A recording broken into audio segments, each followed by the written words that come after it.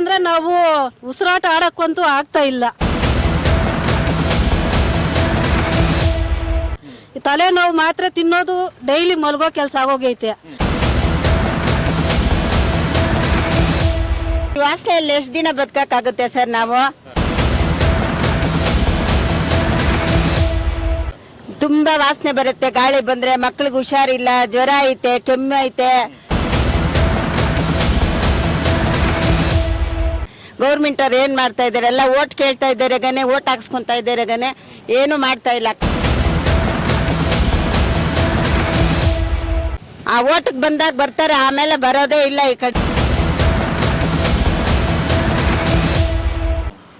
Already ಏರಿಯಾದಲ್ಲಿ ಗಂಟಲು ನೋವು, ಕೆಮ್ಮು, ಜ್ವರ ಪ್ರತಿಯೊಂದು ಬಂದಿದೆ. ಅದನ್ನ ಯಾವ ಕೈ ಕ್ರಮ ತಗೊಳ್ಳಿಲ್ಲ ಅಂದ್ರೆ ನಾವ್ ಹೆಂಗ್ ಬದುಕ್ಬೇಕು ಹೇಳಿ? ಆಲ್ರೆಡಿ ಇವಾಗ ಸ್ಟಾರ್ಟ್ ಆಗಿದೆ. ಎಲ್ರಿಗೂ ಗಂಟಲು ನೋವು, ನೆಗಡಿ, ಜ್ವರ ಇದೆಲ್ಲ ಸ್ಟಾರ್ಟ್ ಆಗಿದೆ.